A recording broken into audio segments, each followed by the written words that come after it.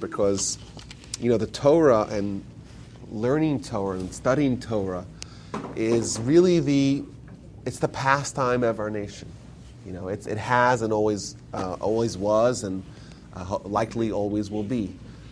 And, I myself, like I said, I myself invested thousands of hours in studying Torah, and I pushed myself to places that I wouldn't have done otherwise. Because you try to read a piece of Talmud and you analyze it, and you really have to challenge yourself to understand what's going on. And then you just open up to the back, and then it's a whole nother level, right? You try to understand, what is the Rambam saying? Why does he say this over here? And why does Rashi say something different? You really kind of get to the next level, and then your head starts to hurt from all the thinking, But it's just, we are taught to when we study Talmud, we study Torah, to really push ourselves to the max. And like I mentioned, this is a 1,500-year-old document. It's based upon a 2,000-year-old document in the Mishnah, roughly. I'm estimating here. The Mishnah is, it's the writing down of the tradition that's been in our nation for 1,500 years before that. So we're dealing with ancient stuff, and certainly the Torah, the written Torah itself, is a document that's more than 3,000 years old.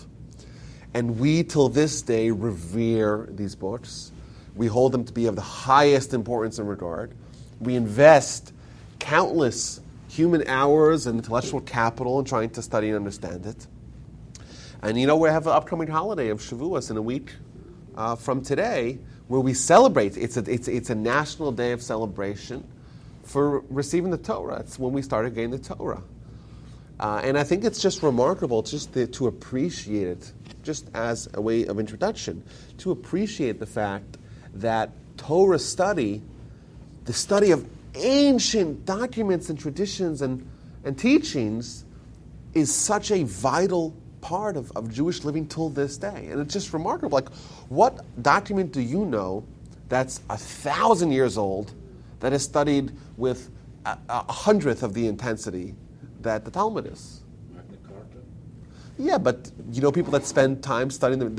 Magna Carta is a revolutionary document. Plus, not 1,000 years old. 1215. Yeah. Either way. No. Okay. Nitpicking, right? 800 years old. But either way, that's a revolutionary document. But people don't study that document. They look at that document as being a historical shift. The ideas that are proposed in that document are revolutionary and have changed the world. Fair. That is fair. But still being interpreted today. Yeah, but in many different ways. That's very fair. My point is, but the point is twofold. Number one, it's a very unique phenomenon. Number two, there's no document. I would say there's no domain of study that is studied with the same intensity as the Torah and certainly the Talmud is. Devotion. Huh? Intensity. Well, not. I wouldn't say devotion necessarily. I would say intensity means that more intellectual calories are burned. More.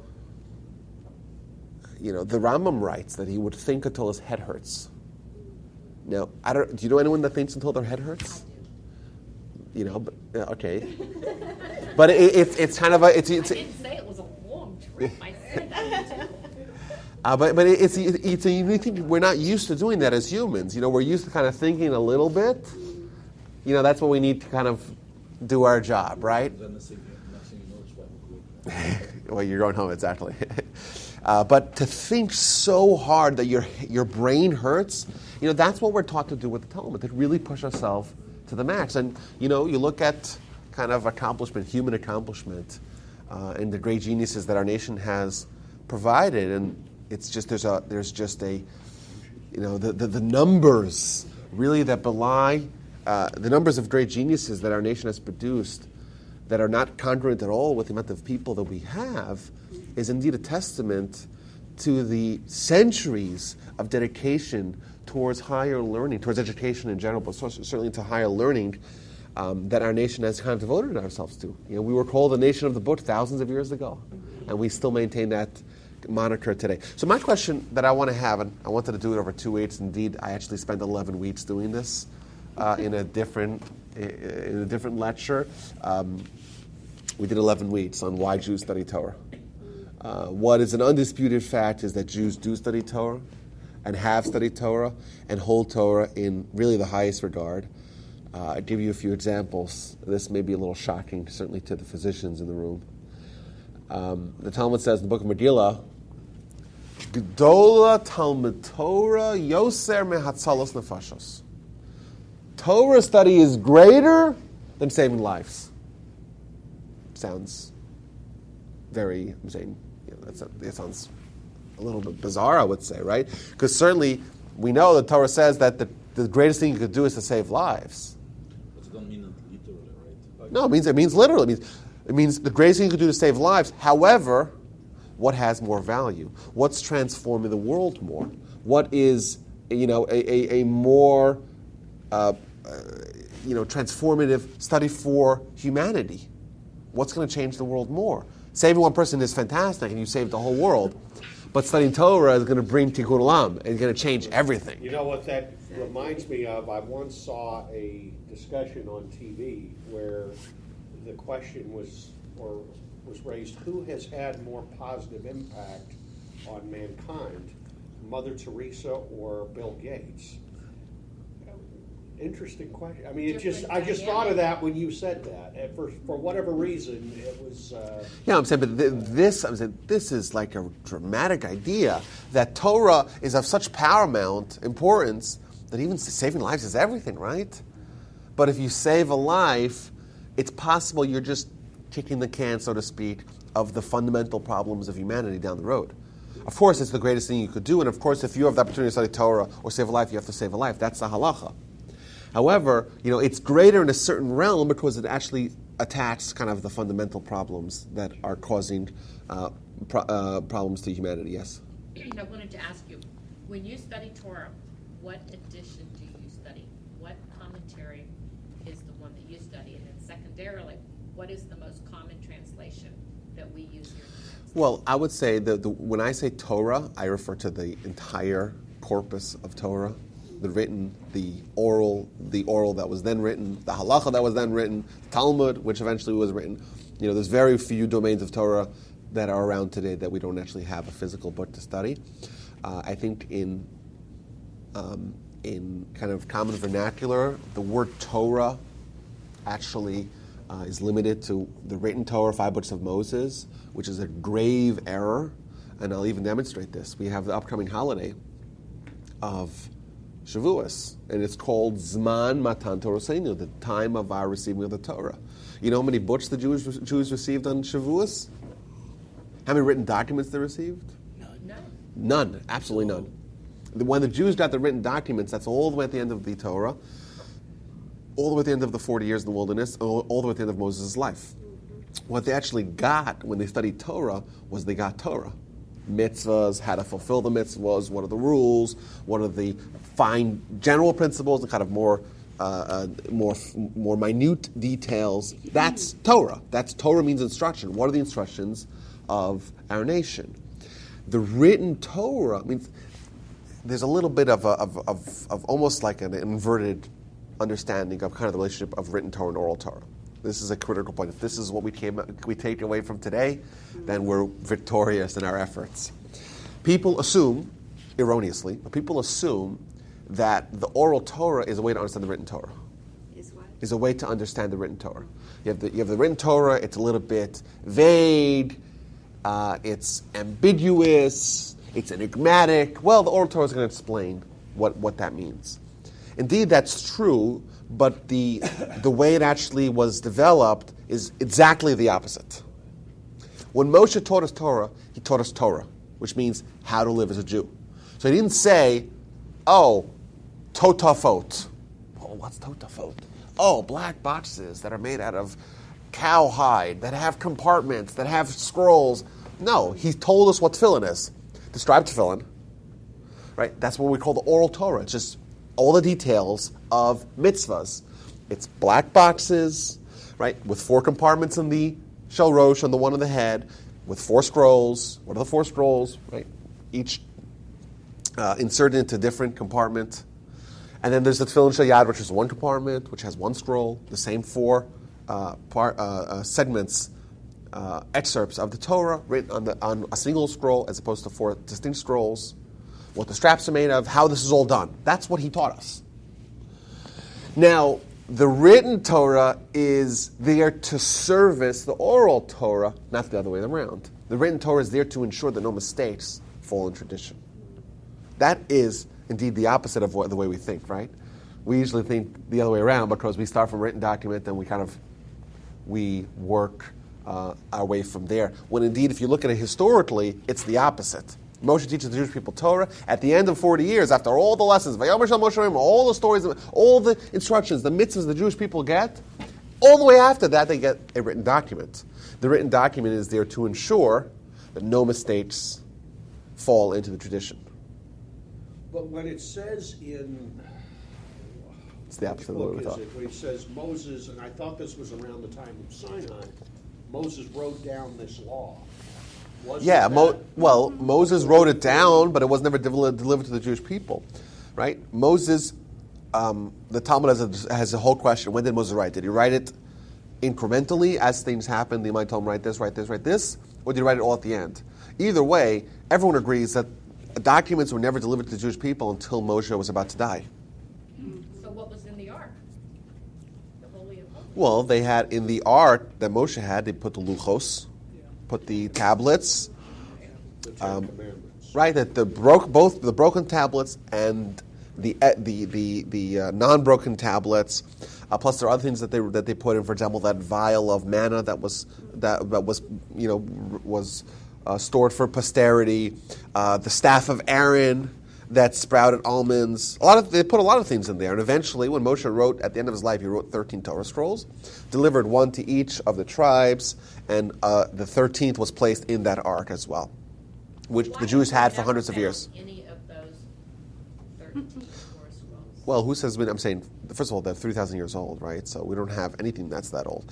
But we have records of these being. These were the key Torah scrolls. Key, as in the ones that were copied. Every tribe maintained theirs, and then we have records of these being around for 800 years later. So they were treated with high regard, and they were used by the Jewish people. And indeed, whenever there was a question as to the exact text, they would just go to the original text that Moshe wrote. That being said, of course, over history, we don't have the Ark itself, right? You have Assyrians and Babylonians and Persians coming in, and they're raping, pillaging, and plundering. Harrison Ford. And what's going to happen?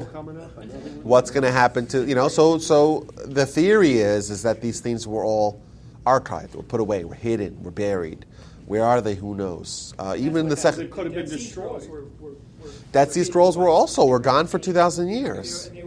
Now, but Dead Sea Scrolls don't have the same value. Remember, the Dead Sea Scrolls were written by a sect that most everyone agrees are the Essenes, which were kind of a splinter group of the Jewish people that kind of took Judaism and forked it a little bit, right? A little sectarian split, a schism amongst the people, but they still had kind of a Torah base, and they kind of went off on their own.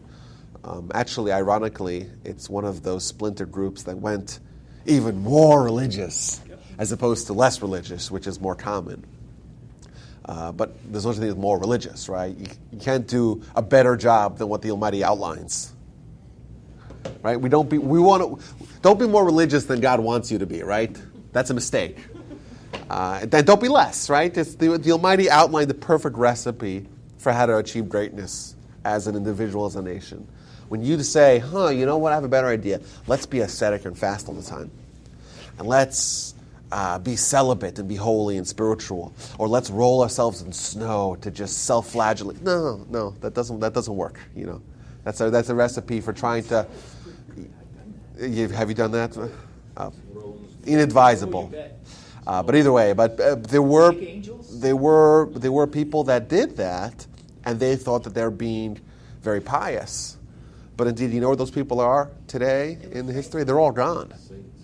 Because when you take Judaism, you try to change it, you could have a movement that lasts for a few hundred years, like the Sadducees. The Sadducees were a dominant Jewish movement, but what they did was they altered the Torah.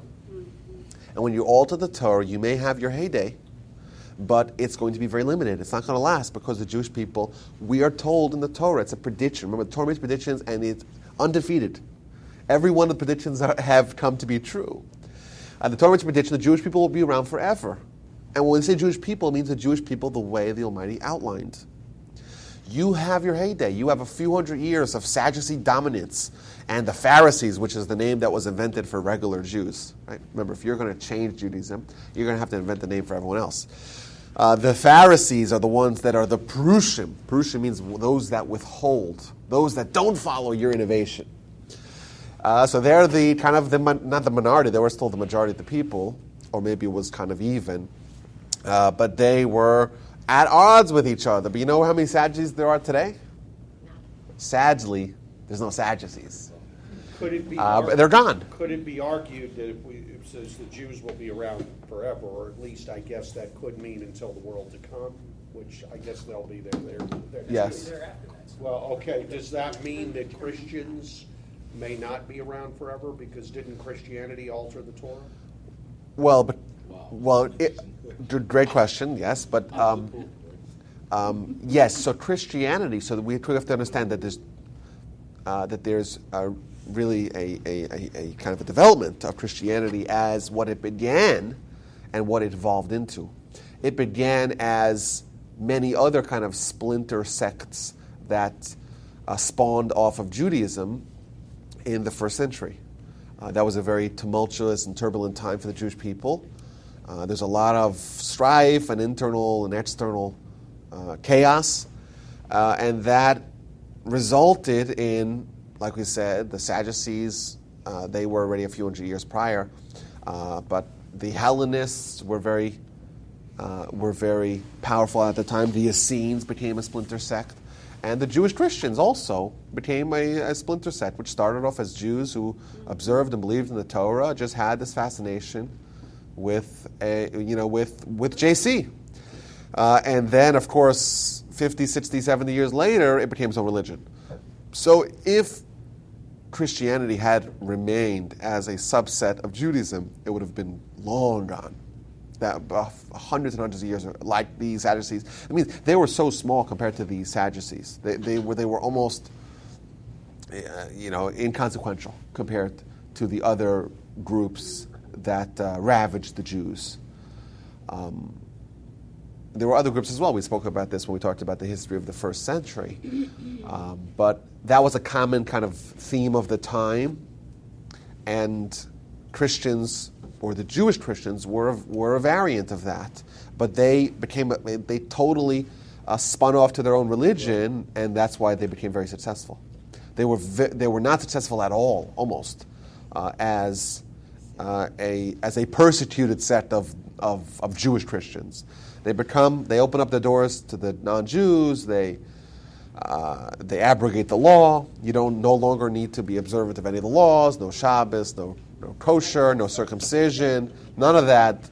Right? Very much honing in, so to speak, on a message that is palatable to the masses, and they become wildly popular. Because when Paul wrote that you don't have to be a Jew to be a Christian, that's when really they took off.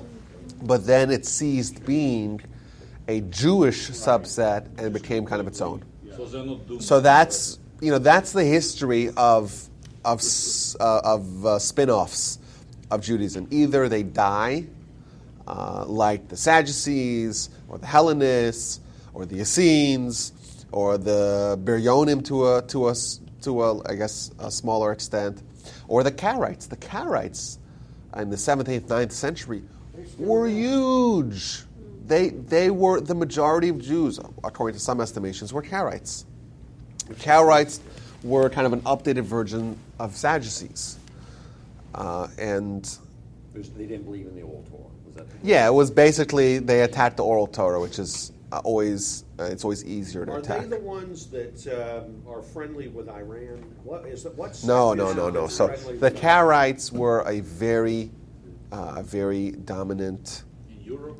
subset. Yeah, it was in Europe, of course, of the Jews. They essentially are very similar to the Sadducees, kind of theologically, but they're almost gone now. I think there's like, maybe if you read the Wikipedia page, there's like 5,000 of them. There's apparently a shul in Los Angeles, a Karaite shul, but they're gone. I'm saying they're totally insignificant. And what about the Kabbalists? Well, the Kabbalists, they weren't necessarily their own religion. They were the Kabbalists that, there were some kind of religions that were spun off by kind of pseudo-Kabbalists, like Jacob Frank, for example, and Frankism. Anyone know any Frankists? I don't know any Frankists. Frankism was kind of another forked religion where it kind of forked Judaism, Christianity, and Kabbalism and all that, and it was a total fraud and it's totally gone. And I would say to a large extent that the early Reform Judaism is extinct. We don't have any. There's no such a thing. The early Reform, they had synagogue on Sunday, and their shuls were indistinguishable from churches. That's largely gone. We don't have that anymore. They call them Messianic Jews. Well, Messianic Jews are different, right, to something else. But I don't know the early Reform. They didn't have any prayers in Hebrew. They got rid of Hebrew. Any references to Israel, to Jerusalem, to Zion were expunged from the prayer book. The prayers were conducted. Chosenness was... Exactly. The Judaism weren't a nation. They were a religious or Mosaic tradition, so to speak. Prayers in German. I don't know any Reform shul today. You could eat whatever you want. They were self-hating Jews. Right, so Reform today, they have the same name, but it's very different in practice. Like, I tell, sometimes people tell me that they're Reform, right? Well, what does it mean to be Reform?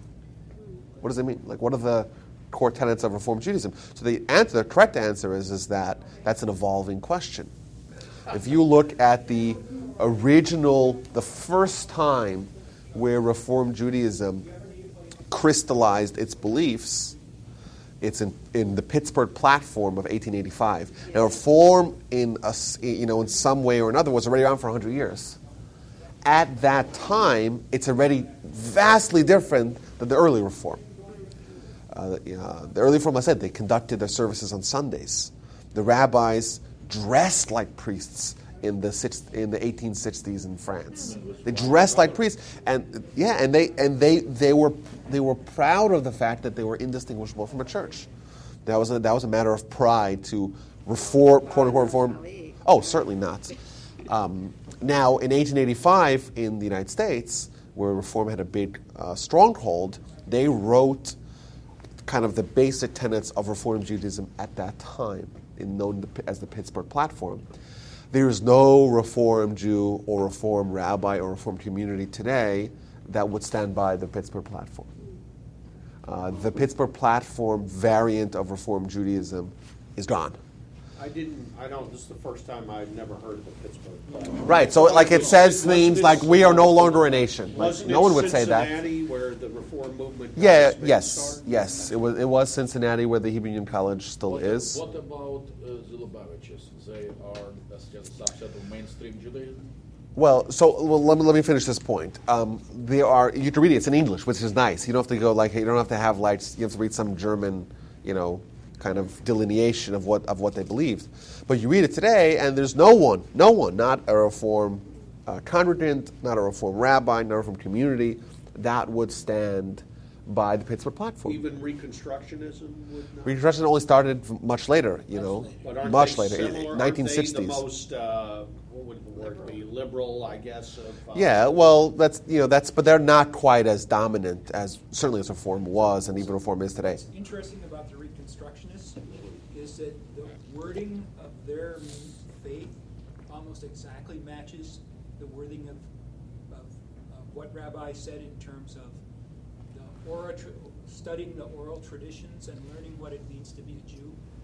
Yeah, but there's a lot of twists. But that's not immutable. That's not immutable. That's not like right. It kind of is what you make it to be. Yeah, well, but still. But it's interesting just that back to the wording- Pittsburgh Platform, I would encourage everyone to Google it because you can actually read it today in English, which is Yeah. nice. But it says things, for example, we are no longer a nation, therefore we don't ever expect to go back to Israel or to reinstitute Jewish sovereignty over the land. Like, that's things that no one would accept today. Okay, so but that was... Reconstructionists don't believe that? Reconstructionism is a whole different ballgame. But my point is that when Jewish splinter sects kind of take quantum leaps, so to speak, or orders of magnitudes of change away from kind of traditional Judaism, they either kind of come back, veer back, or pivot backwards and kind of join the fold, or they disappear.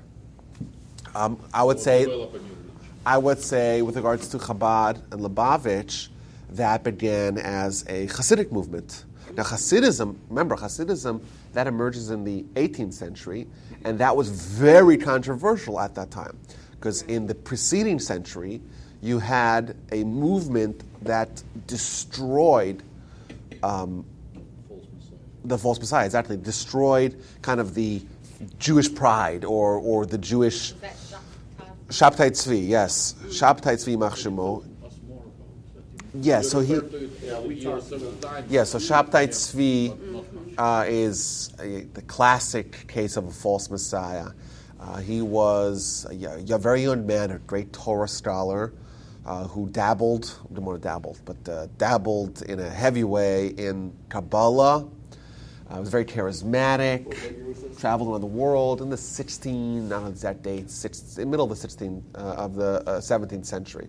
So 1650s maybe, I don't know the exact dates. Was that the one Rabbi Akiva thought was the Messiah? No, Rabbi Akiva was the Bar Kokhba in the 2nd century. Yeah, wait. Right. So he was someone who displayed tremendous gift, tremendous genius, and he was very charismatic, like I said, and he had a group of followers who kind of developed or popularized the idea that he's Mashiach. Now, what he did, it was kind of, in retrospect, it's kind of obvious that he was not Mashiach, but at that time, it was really a low point in Jewish life. The Jewish people were very depressed. They were very, they had just suffered kind of 500 years of exile and expulsion from various different European countries. They were under the constant threat of pogroms and blood libels. They were routinely recipients of mistreatment in the form of physical brutality and slaughter, certainly economic marginalization. They weren't allowed to be citizens of the world. They weren't allowed to own property. They were put in ghettos. It was not a good time, needless to say, to be a Jew. And then you have this bright, young, shining star, great Torah scholar, who's kind of very mystical, and he basically kind of went in the world initially. He got married really young, and he basically said that he's Mashiach. But in retrospect, like I said, it's very obvious that he was a fraud. He would do things that are deliberately against Torah law, engage in orgies, for example, pronounce the name of God in the ineffable name that we're not allowed to say. He would go around and say, he made up a new blessing, Lahatir Isurim, right, to permit the forbidden. But kind of people were in need for a savior, and there was just this mass mob following that he had, and people kind of just joined. And simple Jews throughout the world, like I say, they just joined the fray.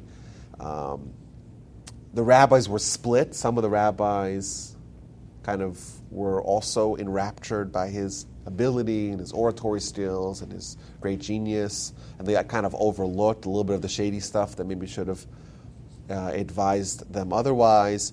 Others were very, very harsh critics, but even the harsh critics had to suffer with the mob that was in support of him. Basically, he announced that Mashiach is coming, and he said, "Oh, we're doing away with all the fast days. There's no more Tisha B'av. We're not remembering the destruction of the temple. We're going to rebuild it this year. Well, you mean he said the Mashiach is not coming? Oh, it is coming. It is Oh, coming. I thought he said he was the Messiah. Right, I'm saying, Okay. Mashiach, as in him, is coming. He, tens of thousands of Jews sold their material possessions and sold their houses and started beginning this pilgrimage to Israel. He bombastically announced that he is going to take Jerusalem by force from the Ottomans, who were at that time the dominant world power, certainly in that area. He makes his trek towards Israel, and he gets stopped by the Ottomans, and they imprison him. But even in prison, he's allowed to hold court, and he's treated like a head of state, really. And everyone came to him Were and they kind afraid of him, the Ottomans? Huh? Were they afraid of him? They treat him with great respect, even though they imprisoned him. Either way, push come to shove, the Sultan was very friendly with the Jews initially. He tells Shabtai Tzvi, either you convert to Islam or we're going to execute you. And the dreams of the masses came to a crashing end when Shabtai Tzvi converts to Islam. But of course, a few of the kind of hardcore fans say, oh, this is all part of it, this is all part of it, this is all part of the plan, and this is, but he just was a Muslim, and then he died, and then even after he was dead, there were some closet what's called Sabbateans, these groups that actually still believed, or allegedly still believed. But either way, it was a terrible tragedy for the Jews of that time. So you just stayed in Ottoman? You just stayed in the Ottoman? Yeah, he stayed in Turkey. I think he was given a kind of a prestigious position in the court, but he was a Muslim. Could you imagine? Your great hero turns into a Muslim, converts to Islam, and says, oh, this is all part of the plan. And then you just realize what a fool you were for following the charlatan all along. Now, some of the rabbis, to their credit, from the very beginning called him out, but their voice, of course, were drowned out by the choruses of the masses who were just clamoring for a hero. But it was a tremendous tragedy. It really set back the Jews like centuries. To this day, we're still suffering. I'll give you an example. Ramchal. So Dan is talking about teaching you guys the Derech Hashem, the way of God. Ramchal is one of the great heroes of the time. 1707 to 1746, he lived a short 39 years, but managed to write hundreds upon hundreds of books. Some of them absolute classics, like the Derech Hashem, the Way of God, which essentially is an outlining of Jewish philosophy.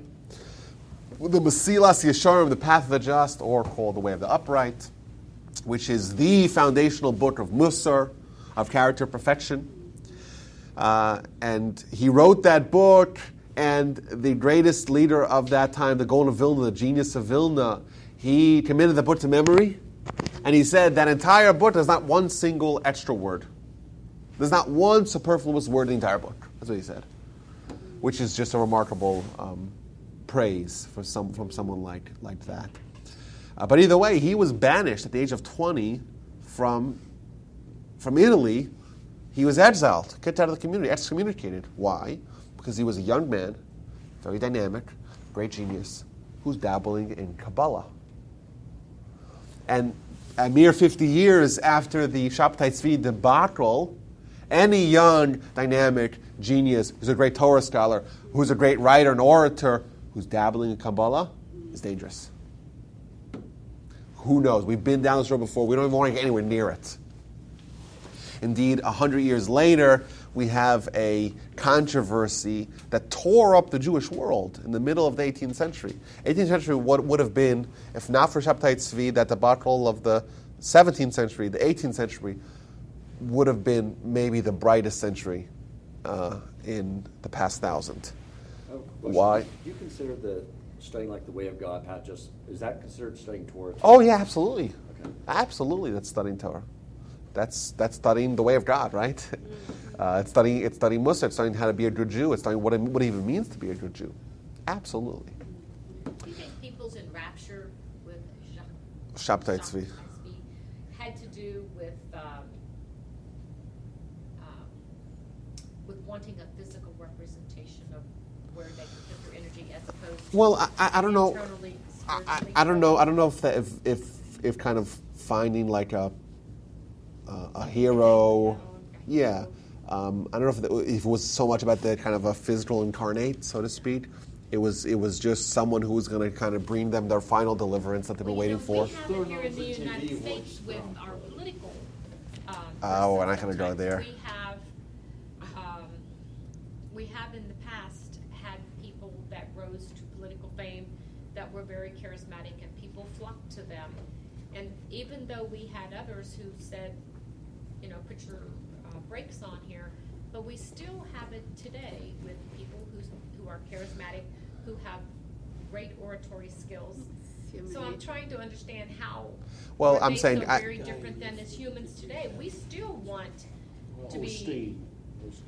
Well, I think if you look at, let's say, other countries, not the United States as much, but other countries that in the past 100 years have had terrible tyrants, dictators, and totalitarianistic, just madmen as their leaders, and you kind of wonder, like, why would so many different countries kind of rally behind the craziest guy around? Like, if it's Saddam Hussein, if it's Hitler, if it's Stalin, if even Lenin was out of his mind.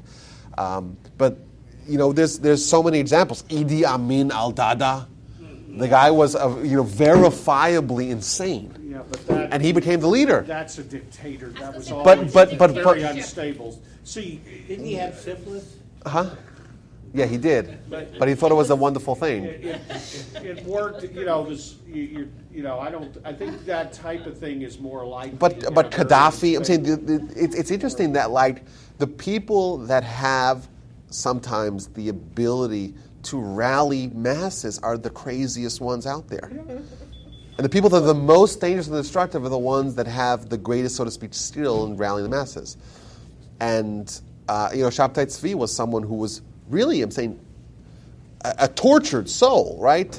To anyone to think that they're the Messiah, anyone think that they can just do whatever they want without suffering any consequences, they're probably, they're megalomaniacs, right? That may be. But the people that flock exactly, the people who flock to them are like, there.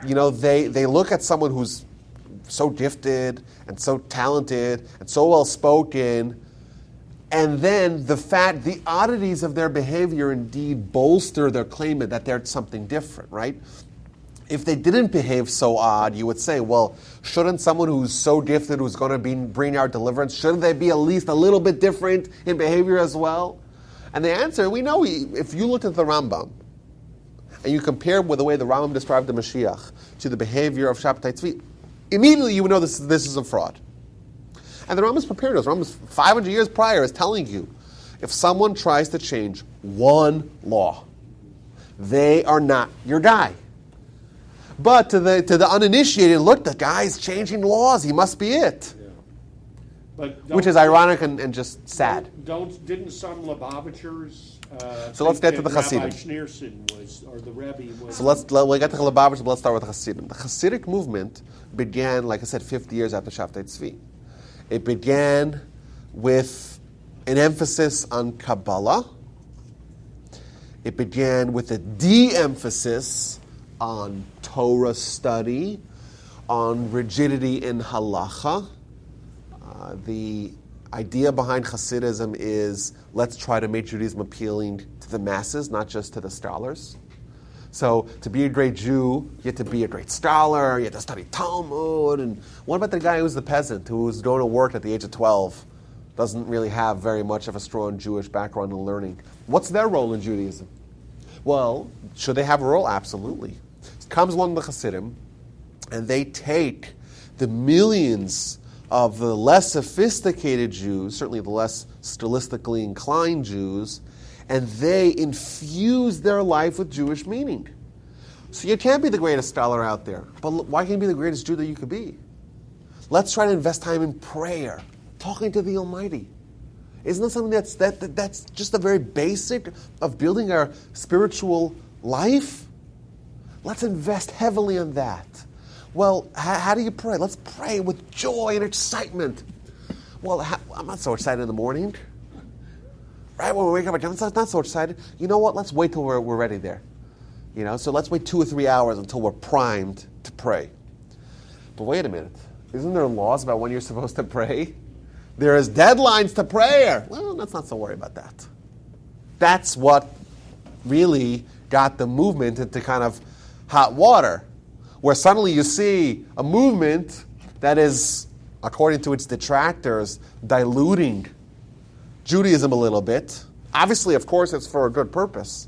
But you know what happens when people make compromises with good intentions? It's called a slippery slope. Exactly. And very often it leads to undesired consequences and unforeseen consequences. So they, of course, have a very noble intention. Their intention is to really mobilize and galvanize and inspire millions of Jews that are just depressed. And you know what? Spoiler alert, they were successful. But initially, it began, so to speak, so far towards kind of the slippery slope that the detractors were terrified of, that there was tremendous controversy. The aforementioned Gaon of Vilna was relentless in his opposition towards Hasidism. He said, they're not Chassidim, they're Chashudim, which is a nice play on words. Chassid means pious in Hebrew. Chashud means suspect, right? You gotta be aware of these people. They're coming and they're saying suddenly that the time doesn't matter to them. So, for example, they would say in their responses to the Chassidim, they would say, oh, we have to wait till everything is kind of appropriate, right? Don't pray until you're ready to pray, even if it means going beyond the official, rigid halacha of the deadlines of prayers. Oh, so let's wait till we're ready to blow shofar. Let's blow shofar on Passover, instead of Rosh Hashanah. We're not ready on Rosh Hashanah. Let's wait till we're ready. That was kind of the response. Or let's eat matzah on Sukkot. That's when we're ready for it, Because if you go too far, so to speak, to the spirit of the law, and you pivot too far away from the letter of the law, you'll spawn off your own religion. And that's why Hasidism started off, very, very controversially. Was it started by the Baal? The Baal Shem Tov, that's right. Of the earliest of the Hasidic disciples of the Baal Shem Tov is the founder of Lubavitch, but many dynasties were founded. They're all called Schneerson. The first one was known as the Rav, or the Balatanya, who wrote the Tanya, which is the foundational book of Hasidic thought. He indeed tried to make overtures of peace with the Vilna Gaon. He actually came to Vilna, and he requested an audience with the Gaon of Vilna, and he was refused an audience. He claimed that had he been able to talk to the Vilna Gaon, he would have allayed all his fears.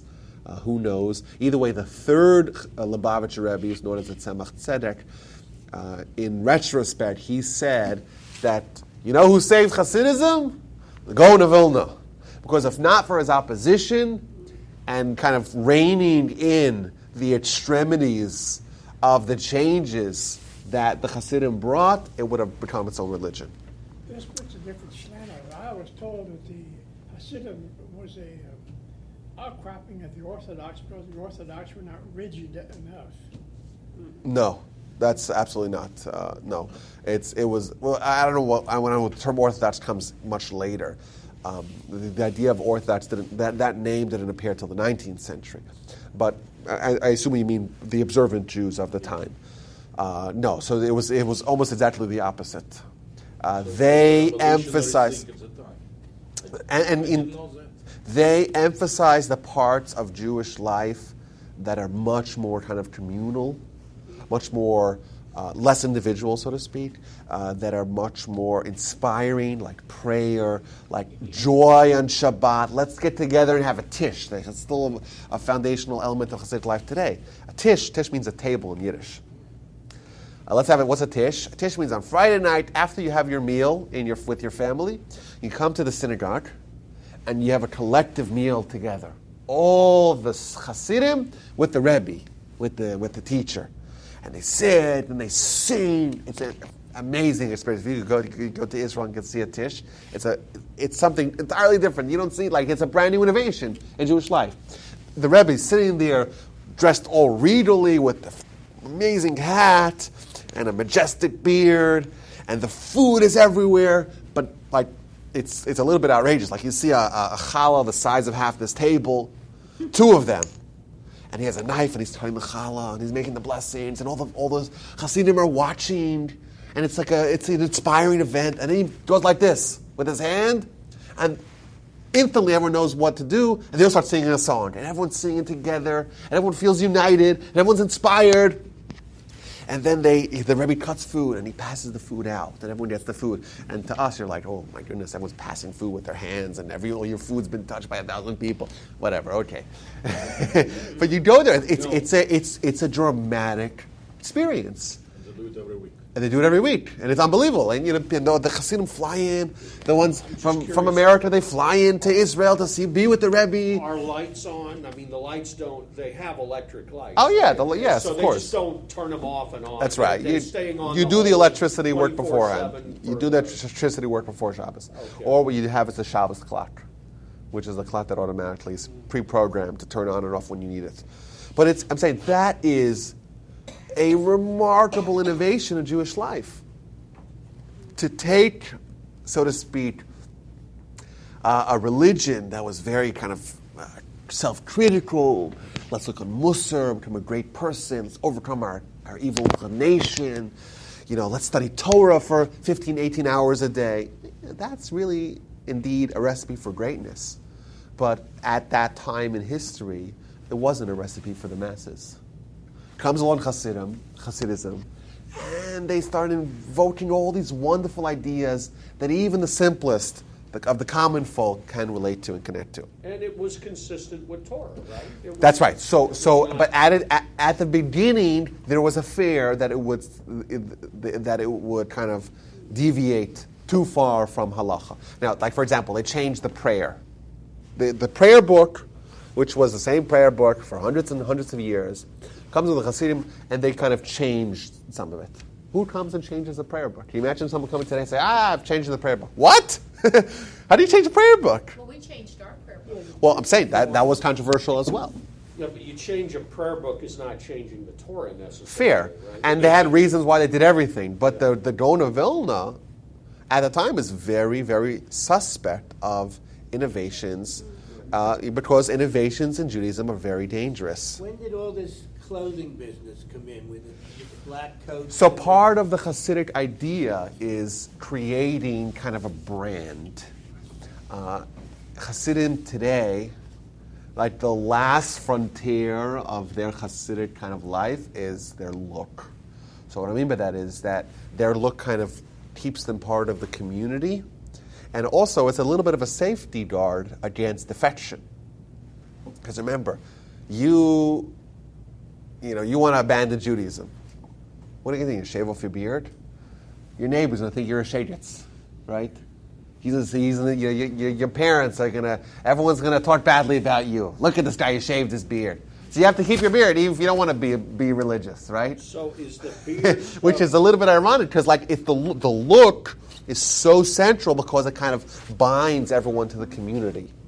And it's very powerful. It's a very powerful tool that they employed to create unity, to create identity, create a brand. I'm a Satmar Chassid, and this is who I am, this is who I relate to, this is my community. They maintain to this day the primacy of Yiddish as the mother tongue. Most Chassidim, certainly in America and Israel, it was de-emphasized. But in America, they're more comfortable in Yiddish than they are in English. Because you know what happens? It becomes harder and harder to leave. It's like a more of a moat, so to speak, around the community to ensure that they remain loyal to Judaism. And indeed, I'm saying that was the idea. And if you look at kind of the trends of assimilation, of even conversion to Christianity in the 19th century, the communities that were heavily influenced by the Chassidim have a much lower rate of recidivism, of adoption of other religions, of abandoning of their own religion, and that's arguably, I think it's undeniably due to the Hasidic influences. Yeah, but We They say pay a Hasidic, very is that- high price for it. It's like Amish, like half the way to what Amish Yeah, I was are gonna doing. say the Amish are similar. If because you of their- withdraw from society in a weird way, you don't speak English or prefer not to speak when you dress with all big Right, clothes, but like think that. about the calculations, right? As a nation with a universalistic vision, with a plan for mankind, with the ideas of tikkun olam as being our national responsibility, perhaps you're willing to forfeit a little bit of being part of the nations in order to ensure that you don't lose your status as a distinct nation. And indeed, what happened to German Jewry? What happened to French Jewry? The Jews that were not influenced by the Chassidim, and if you actually look, the Jews that were more intellectually inclined were the ones that were less drawn to Chassidism. But what happened to them in the 19th century? You know what happened to them? Kind of mass conversion. Mass conversions. Hundreds of thousands of Jews converting to Christianity. Jews abandoning Judaism in alarming rates. So much so that in the 1860s in France, the amount of Jews that were Shomer Shabbos, that were observant of Jewish law, was less than 1,000.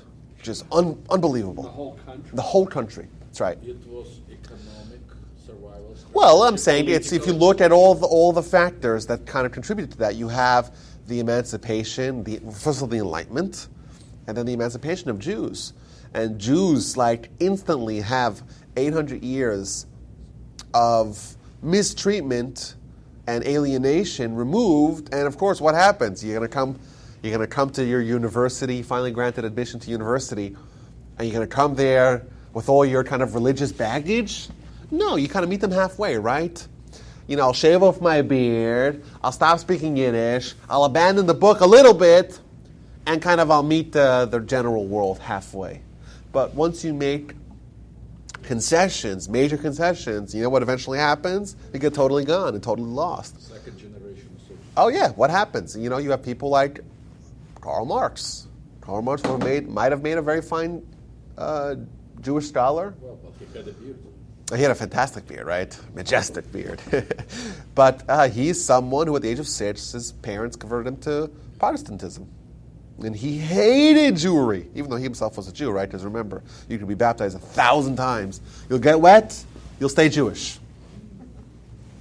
Right? So he's baptized as a young boy, and he grows up with a hatred of Judaism. Well, why do you have to be baptized? Why all that? What happened to, the idea of the class struggle? You could be Jewish and you also have well, the answer is because his grandparents, by the way, on both sides were very respected rabbis. You know what they feel? Imagine what kind of misery they feel that they dedicate their lives towards Judaism and Torah, and their grandchild hates Jews and was almost anti-Semitic. What does it feel to them? But what happens? You make your concessions, and you say, oh, okay, well, we'll give up this, we'll give up that, but we'll gain acceptance. That's very dangerous because, like I said, it's a slippery slope. Hasidism, to answer the question that was asked 17 or 25 minutes ago, Hasidism started off kind of on this, what its detractors feared was a rocky road or a dangerous path towards kind of becoming its own religion. It was kind of kept in the fold by the opposition, and they kind of balanced it out, and that's why they were so successful. Lubavitch, Chabad, is within Hasidism itself, every kind of region, every community had its own spin on Hasidism. So dynasties were established.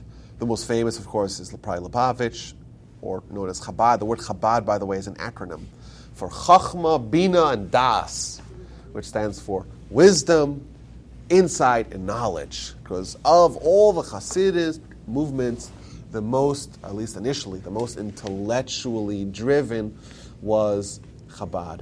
Indeed, like I mentioned, the foundational book of Hasidic thought is the Tanya, which is written by the first Lubavitcher Rebbe.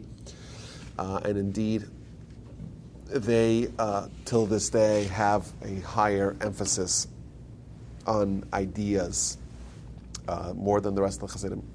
That being said, that's the kind of the Misnagdim, which is the name that was invented for those that rejected Hasidism in the 18th century, which I would say today kind of is in the yeshiva movement.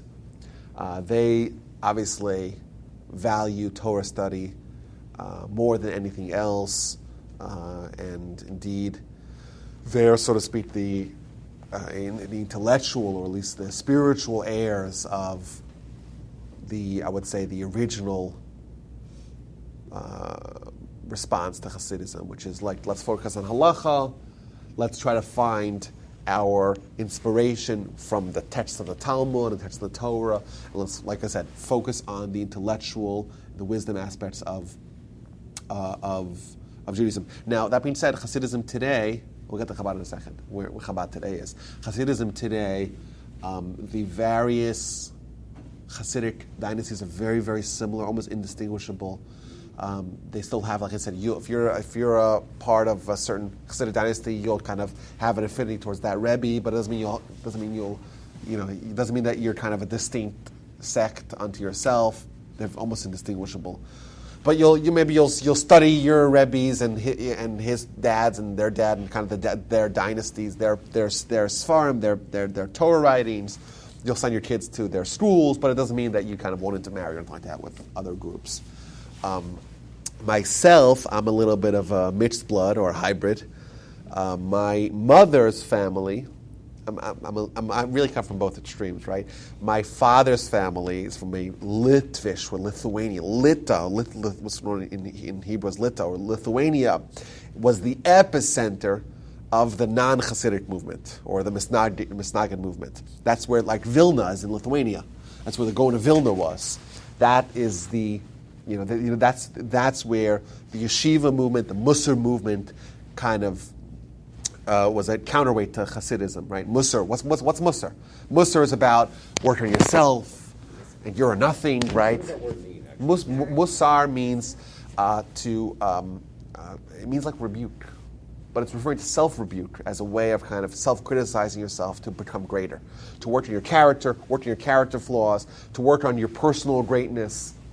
To the great Musar teachers were the ones who were able to create a catalog of all their positive character and all the negative character, and would fix everything and be very self-critical, and would exercise self-control in ways unimaginable. Like we're telling the story about Rabbi Yisrael Salanter and the cigarettes, where he said, I'll go and I'll walk in the middle of the night in the cold to get the cigarettes, but then I'll get there and I won't buy the cigarettes, and I'll go back home and I'll kind of work on myself. That idea. But that, of course, is displayed in the Lithuanian world. My grandfather was born in Germany, but he went to yeshiva in Poland, but near Lithuania, in the great Lithuanian yeshivas. My grandmother grew up in Slobodka. Slobodka is the major city. It's the suburb of Kovna, which is the major city of Lithuanian Jewry. No, Lubavitch is in White Russia. But Kovna, I saw this in Kovna is in Lithuania. It's pronounced Kaunas or something like that in Kaunas. Thank you. But Kovna, that's the name, the Jewish name that it was given. So that's from my dad's side, his two parents. My mother's side, that's from like Hungary and Romania, which was really ground zero for Hasidism.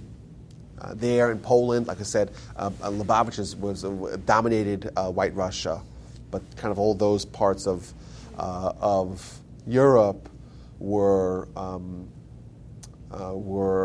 really affected in a positive way by Hasidism. So I'm a mix of those two. Not a person belong to Hasidism.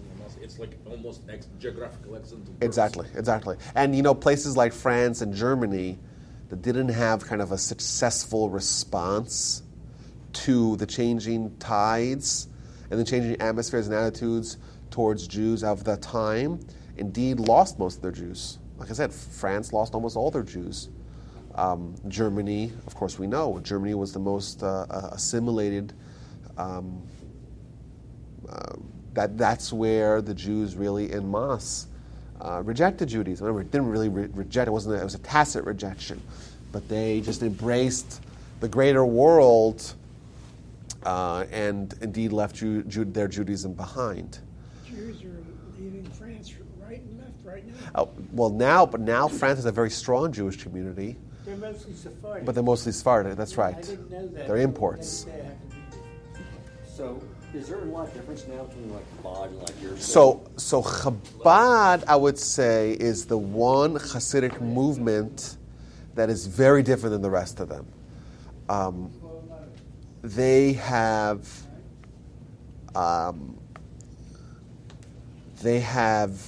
it's a little bit of a tragedy, I think, because they began, so to speak, like I mentioned, as the most kind of intellectually oriented Hasidic movement. They had a belief, a tradition for centuries already, that there are going to be 7 Chabad Rebbes. The last one of them is going to be the Mashiach. In the 1950s, the last one assumed the leadership of Chabad. He didn't have any kids. He was a great Torah scholar and a great Jewish leader. He married his cousin. His father-in-law was Schneerson, and he's Schneerson. And he didn't have any kids, and he died in 1994, and really leaving the movement leaderless. But indeed, they're not leaderless. They still kind of look at their deceased Rebbe as their leader, despite the fact that he's been dead. Unfortunately, some of the Lubavitch kind of people that were committed to the idea of the Rebbe Mashiach, when he died, they said, "Oh, that's all part of the plan." For example, Like you've heard this before. it's tragic. It's really terrifying. For example, I've seen these things today. Like there are pamphlets that are published, tens of thousands published every week of insights from the Rebbe, but the way they label him is that as if he's still alive. So what do they think? Do they think he's going to rise from the dead, or what? The way they describe, I'm saying it's there's this like a cult mentality. Like, for example, people fax questions to him. There's a fax machine by his gravesite where people fax their questions and they kind of hope to get a response. The Rebbe used to give out dollar bills, right? Yeah. Always used to give out dollar bills. You watch videos of him giving dollar bills. Now they have someone behind his stender, like hiding behind his stender, and people go, and stender is his lectern. There's a guy hiding there, and people go as if they're going to the Rebbe to get a dollar, and he slips dollars through the crevices as if they're getting from the Rebbe. Like it's really bizarre. They have these singings. It's really sad, right? They have these songs that they sing for the Rebbe every day. Like before Mincha, before their prayer, they have 5 minutes of singing. Which means there's a song. You could watch videos of it. He should live, our master, our influencer, Moreno, our awe, our Rabbeinu, our teacher, Melech HaMashiach, the King Mashiach. He should live forever and ever. That's what they sing to the deceased Rebbe. It's. And where are the other rabbis of the world as it relates to this? Yes, so there were very, very harsh critics of the Rebbe even in his lifetime, because there were this Messianic fervor was already there when he was alive, and he kind of encouraged it, or certainly didn't kind of quell it. For example, he would get up and give lectures and say, "Mashiach is right here with us, and his name is Menachem," which is his own name. And he would kind of kind of lead them to kind of go, and they would sing, they would sing that when he was alive. And then he had a stroke and he died. And he was a great leader, but he died. And he never claimed to be the Messiah, right? Well, I don't think he ever claimed officially. So his adherents today, the ones that still believe that he's Mashiach, so many of them, to the credit, and certainly some of the leaders of Chabad, they realize the danger that Chabad is kind of going. We've seen this before. It doesn't look good. So they are trying to moderate the message by saying, listen, the Rebbe was fantastic. He was a great leader. His influence is still felt today. He's a great Torah scholar, but we have to move on. And it's very dangerous for a new generation to be brought up with the idea that someone who died in 1994 or 93, whatever it was, is still alive, is still giving you dollar bills, is still answering your questions, we still sing to him, etc. They have a Chabad in every state but one. They have them all over, most major cities. North Montana, Dakota is yeah. the only They have one in Singapore. So I met someone a few months ago. There were two Chabad rabbis that were from Israel. They came to Houston to raise funds. Great. So they go to Rabbi Wender, who's the rabbi of our shul, and they get a letter to say, because if you have someone raising money from outside, who knows who this guy is? So he vets them, so to speak. He does the due diligence. He vets them to make sure that they're okay, like they're not just raising money to line their own pockets. And indeed, these guys have a chesed house, they have a kindness hospitality house, and they put on tefillin for the soldiers, they dance with them, great. So he gives them a letter, gives them a nice check. So these guys came to me while I was middle studying with them. I said, I'll talk to you guys in a little bit. And I went to Rabbi Wender, I said, do you know if these guys are Messianic? He's like, I didn't even think to ask them. Like, are these Messianic? Like Messianic strays, like people that actually believe that the dead Rebbe's Mashiach, right? Okay, so It's unbelievable. Messianic in the Rebbe sense. Yes, in yes. Jesus. Well, it's, dead heroes, right? Savior. It's just- Right? I'm saying we've seen this road before, like Janet said, like it's terrifying. So I asked Rabbi Wender, did you verify this? So he says, no, I didn't even think to ask. I said, I'm going to go over to them and ask them. So I said to them, Chevra, I spoke to them in Hebrew, I said, you guys, I have just one question. Do you believe that the Lubavitcher Rebbe is Mashiach? And they said to me, yes. I said to them, do you realize how terrifying that sounds to me? Our Jewish brothers, right, our fellow religionists are walking around with this notion that a man who died more than 20 years ago is either alive or the way they phrase it, that they're waiting for the revealing of the Mashiach. And this is crazy. It's insane.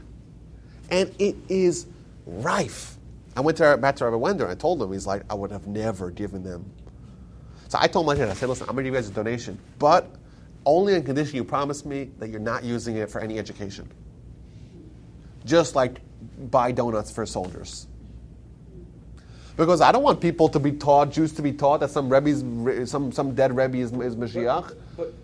And that's what they believe, and I asked them, they told me that. Do a lot of the ones, because like we were talking about, they're all over the country, and they seem to be a fairly thriving denomination. They are a very powerful and a very dedicated. I met people. Does Rabbi Traxler believe? You ask him. Don't ask me. I never asked him that. Go ask him. Ask him if he believes the Rebbe's Mashiach. I don't know. I asked these guys. Who's Rabbi? He's in Houston. I don't know. I never asked him. I wouldn't be surprised if he did. I wouldn't be surprised if he didn't. I hope he wouldn't. I think it's very dangerous. I think it's absolutely terrifying. You tell me. We have had this in history where it's a great Jewish leader, or arguably a impactful, influential Jewish leader, who's dead, whose adherents thought he's Messiah. When he died, they weren't willing to relinquish that belief. They weren't willing to admit that maybe they were wrong, and they maintained that. I'm telling, this is absolutely terrifying, but it's true. Even if people are scared of talking about it, it's true that there are some very extreme Chabad Messianic people that believe that the Rebbe was greater than Moses. I met people like that. I talked to people like that. Rebbe is greater than Moses. There's even people that talk about the Rebbe in divine terms, which is absolutely terrifying. Was the fact that and they say, well, a teacher is a representative of God, and the greatest teacher we've ever had is the Rebbe, and therefore, if you look at this, you're looking at God. I've seen that, which is... media shows some Jewish holiday happening, it's always the Hasidic Jews that are shown. Well, maybe because of the non-Hasidic Jews, you wouldn't realize that they're Jews, right? They're not. It's not evident. Depends on what media. I mean, Listen, but Hasidic Jews are great Jews. All Jews are great Jews. However, when you take a belief and you pervert it and you change fundamental beliefs of Judaism, and you send masses away from normalcy, from ideas, and you give them ideas that are devastating and detrimental and dangerous, that's a problem. We have nothing against Hasidic Jews or any kind of Jews. We love Jews. Just Judaism that takes turns that they cannot undo or becomes very difficult to undo, and you risk losing or at least having disillusionment of thousands and thousands of Jews is very bad and very tragic, and we should respond to that. The Rebbe did not have kids. Was that part of this original plan? That augments it. I don't know if it was. I hope it wasn't deliberate, but it doesn't help the problem where there's no possible successor. No, but didn't you say he was supposed to be the Well, that's what they seventh? believe. So if you have a few hundred years of beliefs that are pent up, so to speak, it's very hard So I would assume to address he those. deliberately didn't have kids. to I hope try and not. I'm saying it's a fulfill. mitzvah to have kids. I hope you wouldn't deliberately refrain from doing a mitzvah. What's the first mitzvah we're given? But it does kind of lend fuel to the He was fire. married, so You know. maybe he believed in contraception, or he used I mean, we're getting. No, I don't imagine that he would have done that. But we are living in a reality today that this is undeniable. As much as people don't want to talk about it, that there are large swaths of Jews that believe that a dead man is either alive, is God, is a representative of God, is greater than Moses, is the Messiah, will be the Messiah, is not dead, and will be coming back. That is real and terrifying. Go ahead. Okay. If this is an inappropriate question, I apologize. No inappropriate questions. Would not the same criteria apply to this rabbi that Jews applied to Jesus and say he did It's- not fulfill what the Messiah was, because there's no Yes. world peace, there's no temple. Well- Why would that, is that an unreasonable It's question? not unreasonable, and the comparisons are uncanny, and it's heavily implied in everything I've said now. We've been down this road before, and that's indeed very dangerous.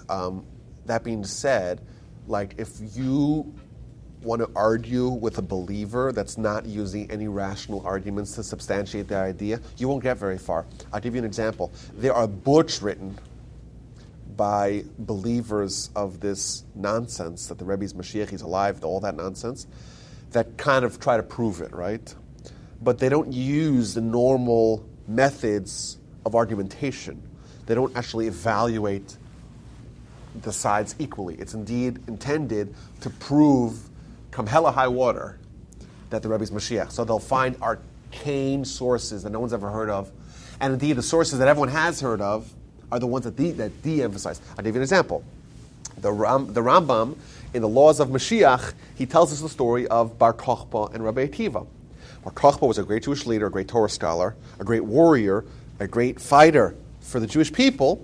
The Rabbi Akiva thought he was Mashiach. Wait, what year was this? 132 is the Bar Kokhba revolt. He revolted against the Romans, managed to establish Jewish sovereignty over Israel for a couple of years. Rabbi Akiva thought he was Mashiach. Says the Rambam, once he was killed in his sins, it became clear to everyone he wasn't Mashiach. What does that mean, killed in your Well, because we know that he started sinning. In fact, we know he started killing rabbis, like his own uncle, Rabbi Lezer Hamudai, he suspected that he was a traitor, so he killed him with his own hands. He started telling God, listen, don't help me. I don't need your help. Just don't help my enemies. He gained arrogance, and he was killed. The Romans killed him. So Rambam says he was killed in his sins, kind of tells about his history, that he kind of went awry. And it became clear to everyone he's not Mashiach. But, so what do we see? See, if you're dead, you're not qualified, right? So literally, when I spoke to those two guys who came from Israel, I asked them to believe there was Mashiach. They said yes. I say, why would you do that? They say, well, who's more qualified? The answer to who's more qualified is every single Jew that's alive. Because the very first requirement is to be alive. Right? Tell him that? I didn't tell him that, but I was so flabbergasted. The incredulity in my face to actually they say yes. Who's more qualified? But the correct answer was every single Jew that's alive. And by the way, once we're dealing with dead people, remember, if the entire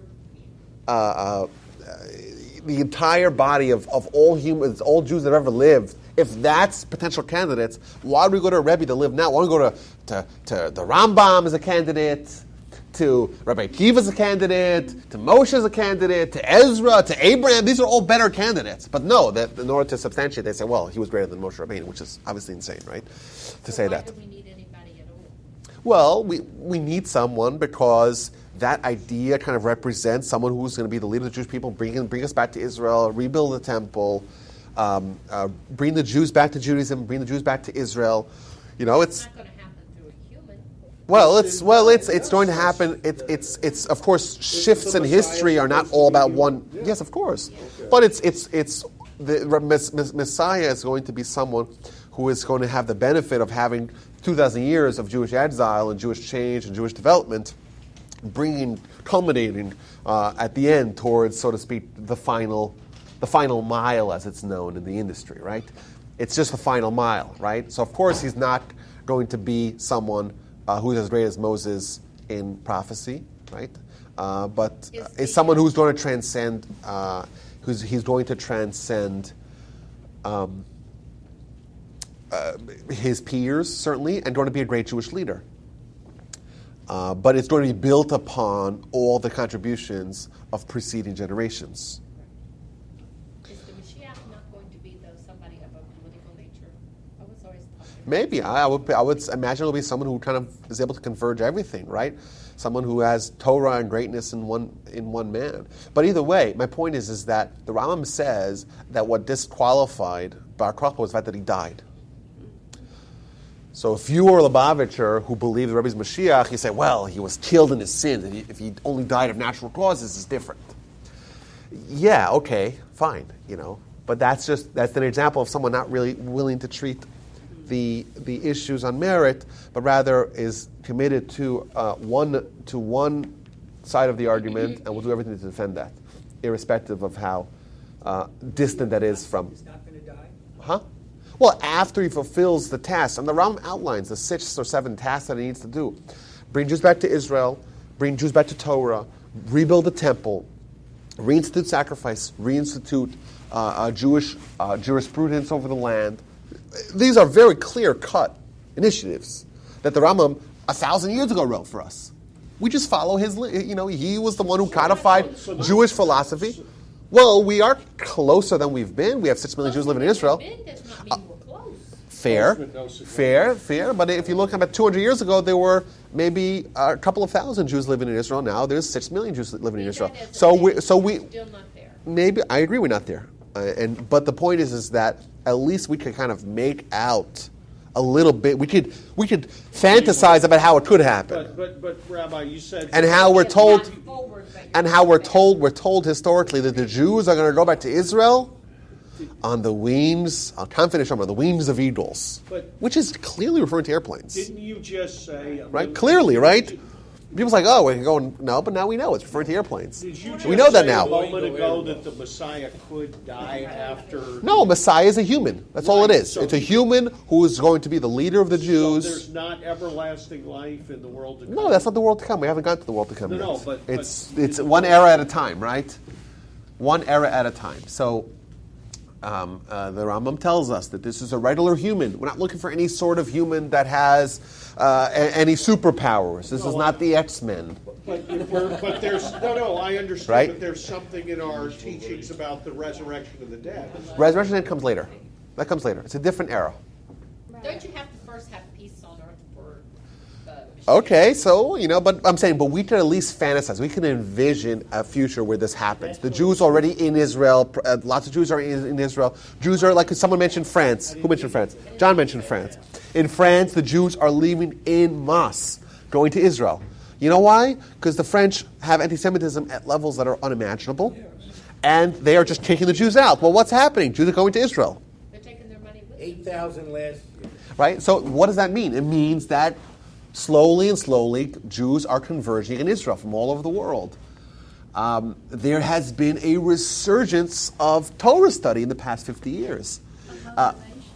Well, certainly among the nations, right? That's There's, another well, indicator that the nations are turning to Torah. yes, but we'll start with the Jews. The Jews have institutions now of Torah that have numbers that were never seen prior. The yeshivas with thousands upon thousands of students. I went to a shiur. Well, I studied Torah. You guys see this, right? In a shiur, which means a lecture, with a lecturer that gave a shiur, daily teaching, to 700 students. Wow. Tell me when in history there has been those numbers in one single lecture. And in Israel, in Jerusalem, a stone throw from the old city. Like, these are things that we take for granted today, but are unheard of in Jewish history.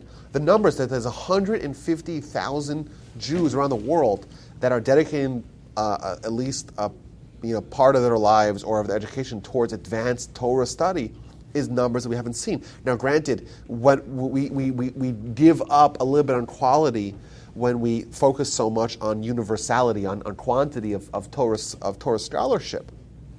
But still, it's something dramatic and remarkable. Someone mentioned, you mentioned, Sandy, that we have a resurgence of interest in Torah amongst non-Jews, which is something that has not happened. The idea, since maybe the times of Purim, where the Jewish people, with many people were converting. We have numbers of people interested in conversions. You know that in Mexico, they don't do conversions. You know why they don't do conversions? Because if they did, the entire Mexico would be Jewish. What? Yeah. I've never heard of this. That's what I've heard. That's what we need. And there are those that theorize that these... They don't allow the Jews... I don't know, they don't allow, or they curtail numbers because there is just an overwhelming... People are knocking down doors to come back to Torah and Judaism. You're talking now, about there are those... Mexican Christians, or... Many of them are what are suspected as being conversos, people that only converted out of Judaism to Christianity because they wanted to stay in Spain or in Portugal. Many of them have had kind of traditions in their families for hundreds of years of lighting candles on Shabbat in a closet. They have no idea why they did it, because they had to do it. They had to hide it from the Inquisition, right? You couldn't display any public displays of Judaism were not allowed.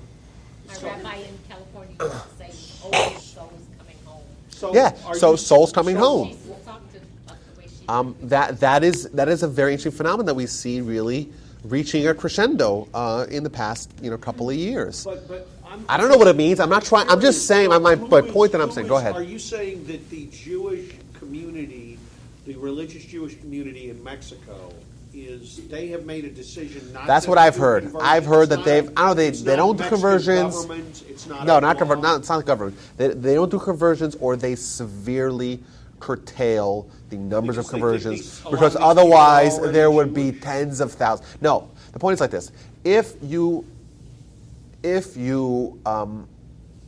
suspect that you may be Jewish, but you don't have any evidence, so to speak, or you have a gap of several hundred years where it's kind of up in the air. You don't even know if you have Jewish lineage, Jewish heritage, because you suspect, you have good reason to suspect that you may indeed be Jewish, kind of biologically, but you have gaps, so that those people would convert just to cover all bases. It's called a gerus l'chumra. It's a conversion just to ensure that you indeed, many people from the former Soviet Union only have a 70, 80, 90-year gap in their Jewish existence, but they come to America and they're not circumcised and they don't know, there's no kind of physical evidence, there's no rabbi that can testify, there's no shuls of communities that have had continuous Jewish life for a couple of years, and therefore they're encouraged. Some of them, if they don't kind of have, so to speak, the history to piece together, they're encouraged to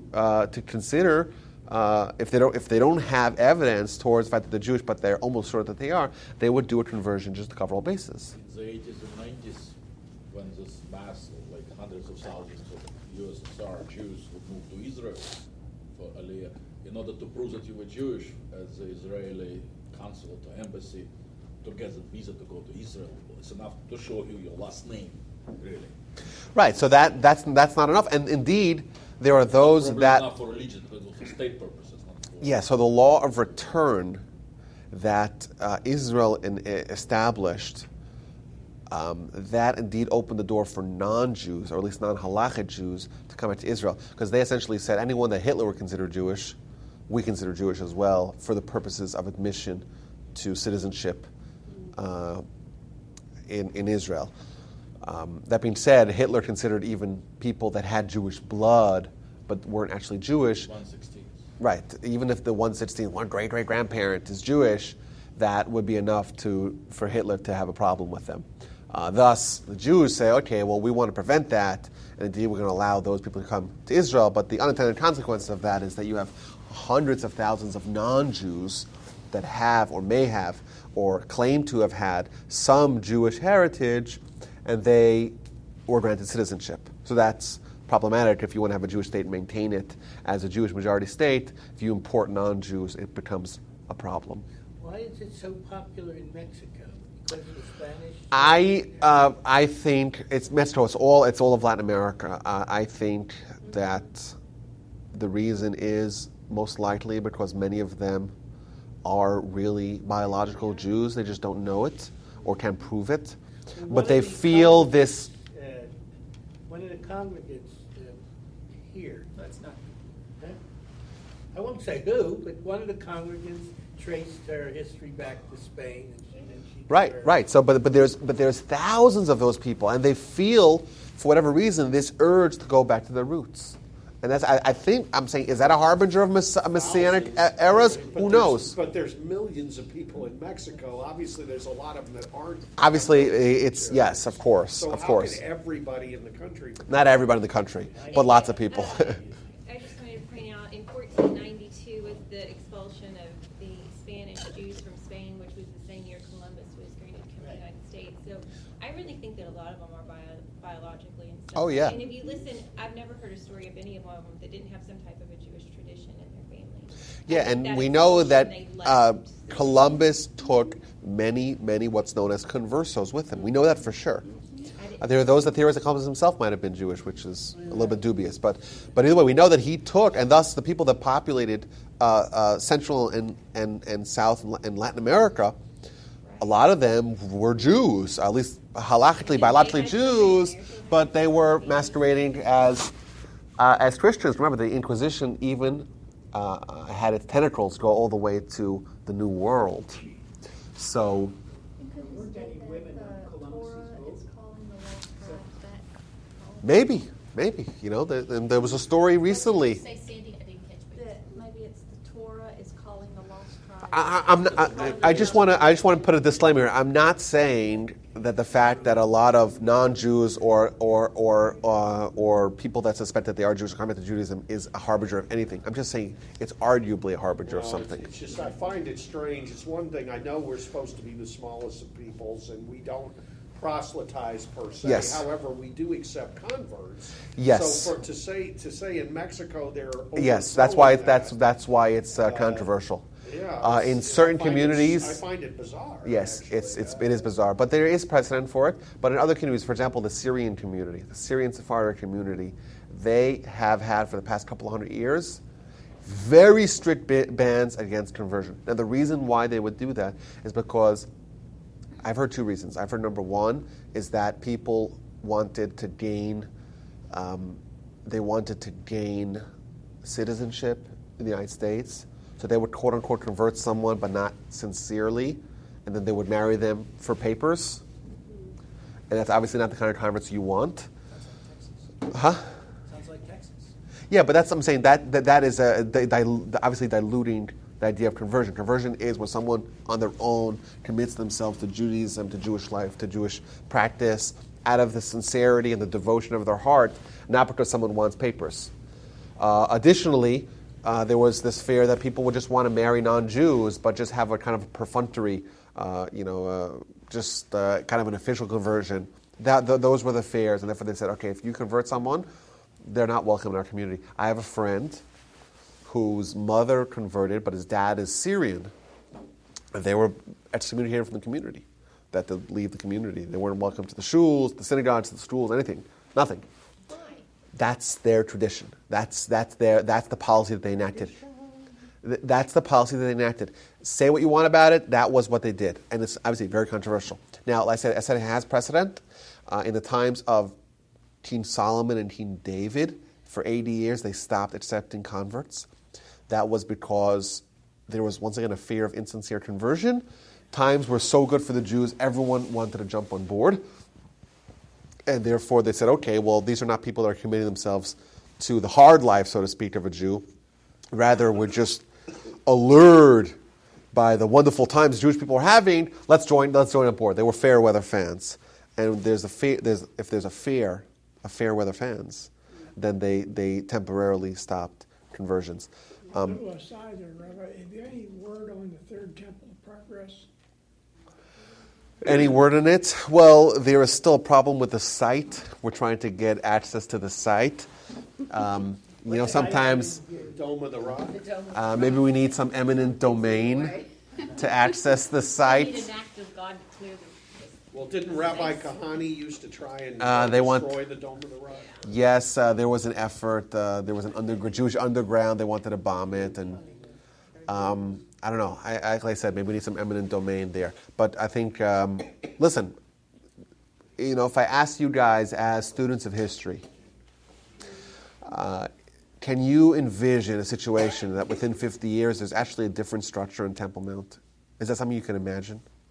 What do you mean, where the Dome of the Rock's gone? Yes, Dome of the Rock is gone. Not unless it's been Well, I think almost 3 years you talk about inflaming the Muslim world, who are Well- perpetually inflamed anyway. Boy, you could really, that 1.5 billion people. Remember, there's you say what you want. I'm just to think as students of history that the Muslims or the Muslim world, or some factions within the Muslim world, would not destroy the Jews, the Jewish nation, if they could, despite not being quote unquote enraged or inflamed by any tampering with Temple Mount. Then you're wrong, because we know even the Jews had never touched Temple Mount. In fact, the only time in history where there was a conqueror of Temple Mount that did not change the religious status of the buildings is the Jewish people, the Jewish nation, in 1967, indeed in June, right?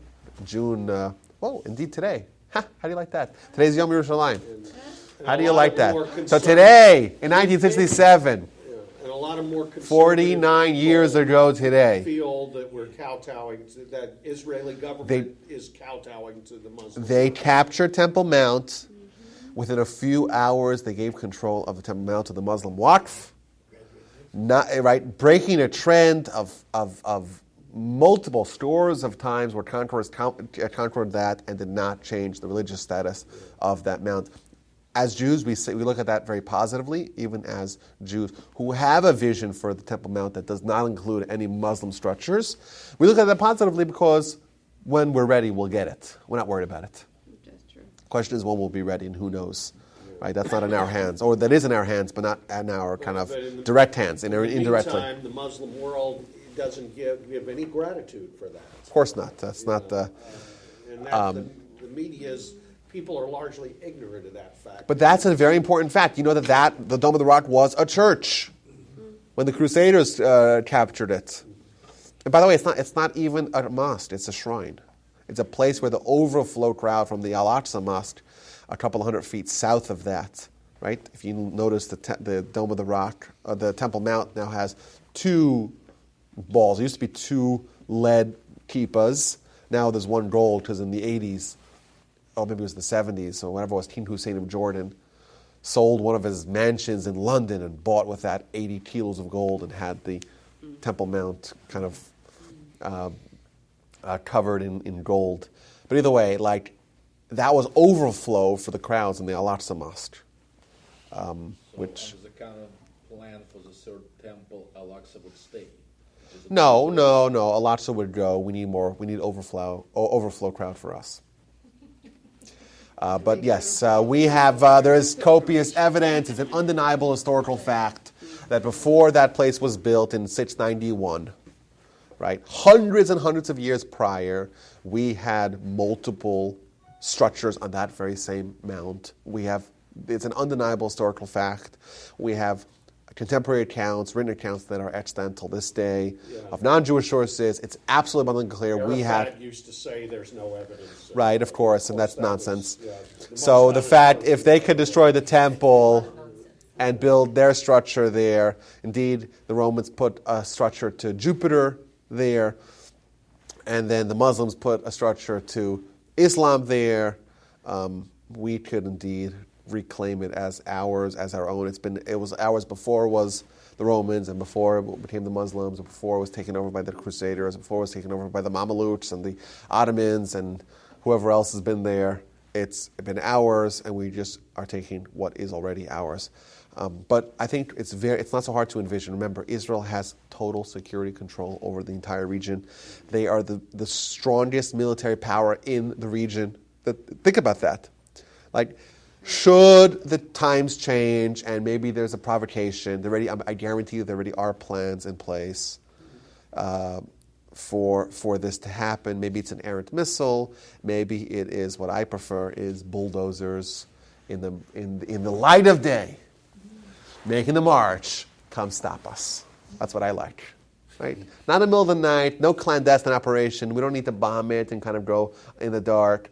It's going to be a reflection of the Jews coming back to Israel, back to Jerusalem, and we are taking what is ours. We are ready to start construction. Is it going to happen tomorrow? Who knows? Could it happen tomorrow? I think it can. I think it can happen with minimal backlash. Remember, the Israelis were threatened by the Russians with nukes if they were to attack. What's today's date? Today's the 5th, right? So was it April? It was June 5th, 1967, when the Israelis launched a surprise preemptive attack against Egypt and Syria. Do you know what the Russians threatened? The Russians threatened, if you do a preemptive strike against our allies, the Egyptians, and against our allies, the Syrians, we will nuke you. At the time, Israel didn't have nukes of their own, so they didn't have a counterweight to that.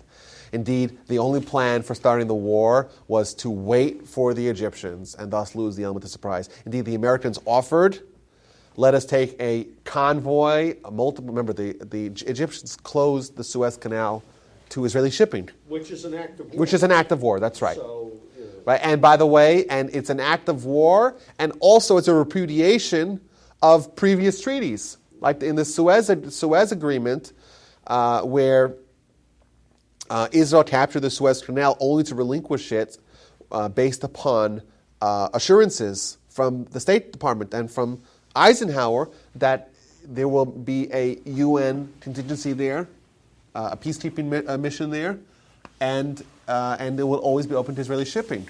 And then, by the way, you know what happened in 1967 when Abba Ibn? Well, first of all, Nasser kicked the UN peacekeeping mission out, which is the only time it was needed. Was when they were kicked out. Like they did a fantastic job until they were needed. It's almost like socialized medicine. On the side, right? It's great until you need it. That's what my father-in-law says about Canada. It's like, yeah, socialized medicine is wonderful until you actually need it. Either way. When Abba Ibn, who negotiated the original deal with the Americans, when he came to LBJ and said, what happened to your assurances that you're going to make sure and pressure Egypt into keeping the Straits of Tiran and the Suez Canal open to Israeli shipping, you know what LBJ told him? Oh, the State Department couldn't find that document. We lost it. It's not in our archives. We have no idea where it is. So Israel was threatened with annihilation on all sides. The rhetoric coming out of Egypt and Nasser for months already was that our only intention is the absolute destruction of Israel and pushing the Israelis into the sea. When the Israelis dug 10,000 graves in public parks to accommodate the masses of dead that they were expecting, and Israel was told the only way you can start the war is if we'll take a convoy of different nations' ships along with an Israeli ship and wait for the Egyptians to attack. And once they attack, then you have a right to fight back. And you know what the Israelis said? We're on our own. We have the Almighty. and the IDF and the IAF, and we're going to just bomb. It's it. It's a Hail Mary, really. It's the football version of it. Took out the Air Force in one shot. They took out the Air Force in one shot. And you know what? The nukes didn't come. And there was backlash. But you know what? That's what you have to do for survival, right? And later So who on- says, I don't imagine that should the Israelis come with bulldozers, there'll be a little backlash. Okay, we can handle it. And later on, 5 years later, in the Yom Kippur War, there was, I don't know if the Russians threatened nukes at that time, but Nixon put us Well, on and nuclear alerts. Nixon and they withheld aid. And by the way, since then, the French prior to that were the biggest suppliers of Israeli military armaments, and since then they have not been a supplier because they said if you attack, we're stopping to supply you. And Israel had no option. They had no options other than offensive attack. Did finally send America for mainly 2 Nixon, months. and Nixon Yes. overcame a lot of the opposition to it. Whatever. Nixon was an anti-Semite. Well, he was. He was an anti-Semite, but he also Surrounded himself with he talented German admired- Jews. He had Kissinger. Well, Yeah. Kissinger, a lot of people feel Kissinger was an anti-Semite. No way. Kissinger, he wasn't an absolutely. They hated anti-Semite. Israel. He wasn't anti-Semite, They hated but him he in did not. Israel. He had America's interest above Israelis' interest. But that's his they job. also- I understand, but they also hated him in Israel. yeah, because he was a tough negotiator, very tough, and he was of the belief that we'll hold your hands to the fire. But remember, America withheld any Israeli aid as a response of the preemptive attack. It's the most justified preemptive attack in all of human history. But Rabbi, Nixon did overrule Kissinger.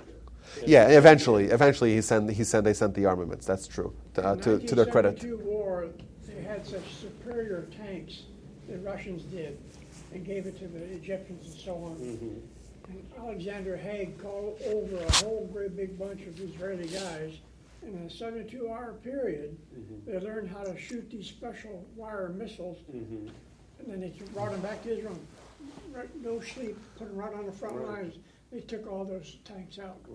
Well, Haig was very pro-Israel, and that's. So either way, in conclusion, and this is not the class I was planning on giving, but I think maybe the message that we have to go into the holiday is that our nation is a nation that holds the Torah as indeed the hallmark and the goal and the emphasis and the focus of our nation.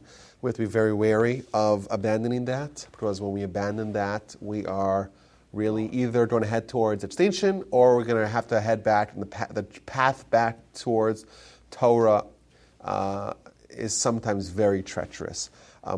There have been many, many schisms, many offshoots of our religion, and that's unfortunate, because that indeed, if there's an offshoot, that is either saying one of two things. Either that there are people who don't understand the big picture of what a nation is trying to accomplish, don't understand the meaning behind the quote-unquote rituals, doesn't the meaning behind the Torah, are questioning the legitimacy, accuracy, historicity, veracity of the Torah, which is, of course, erroneous.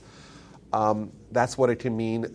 Or it's just people trying to pervert and people trying to distort, and that's very unfortunate when people lead Jews astray. We are a nation that is going to always have difficulties and challenges. It's not an easy path, the one that we chose for ourselves, or maybe Abraham chose for us, our forebearer. But it's indeed the most meaningful mission and important mission the world has. We have responsibility as a result. Responsibility is not easy. Of course, I would say that some of the offshoots are there to try to alleviate some of the responsibility, but that's indeed a mistake, because we can't do that. There's no opt-out clause. We're beyond the point of no return. Jews cannot be non-Jews, not as people, individuals, certainly not ideologically, theologically, or otherwise. You mentioned early in the thing, when Karl Marx was converted, he still was Jewish. Oh, yes, yes. Now, what happens to a non-Jew who converts to Judaism? And goes back? And they go back? They're still Jewish. Which is one of the reasons why it's so imperative to make sure that the convert is actually sincere. But I think that it's important. Maybe the overall lesson of our discussion today is that we have a nation with a purpose, with meaning. It makes sense. It's logical. There is our national mission has been outlined in the Torah, and indeed the Torah really has the answers for all the quandaries and all the vicissitudes that we will face as a nation. There's ways to innovate without altering, like the great Chassidim, those movements, the Muslim movement. Innovation does not necessarily have to be evil, but innovation is dangerous, because innovation that treads too far away from Torah is going to bring disaster, whether it's in the form of Christianity, it's in the form of Sadducees, of Hellenism, of Karaitism, of Shabtai Tzviism, of even socialism. And by the way, you know what? Zionism was controversial as well, because Zionism also presented an alternative Jewish mindset that deviated from Torah. And that's why it was, some Jews treated Zionism as one of these offshoot schisms that's going to threaten the continuity of Jewish people. Indeed, Zionism, if it's complementary to Torah, if it's part of Torah, going back to Israel is part of Torah. But if it's on its own, if it's replacing Torah, then it's very dangerous. But indeed, I think that as we celebrate the holiday of Shavuos, we reaffirm our commitment and our vows to Torah, because indeed, Torah is central to Jewish life and continuity, and without it, we are toast. And that's my hope. My hope and a hope and a prayer in the upcoming holidays that we indeed have this touch point with Mount Sinai, where we were there as a nation, experiencing prophecy together with Moses, having a experience unlike any other, transcendental revelation where the Jewish people in their entirety experience prophecy, and indeed accept upon themselves a commitment to fix the world, to tikkun olam, as outlined in the Torah. Thus, indeed, it is the time of our acceptance of the Torah. I wish you all a happy holiday, and look forward to seeing you all next time. Thank you. Thank you.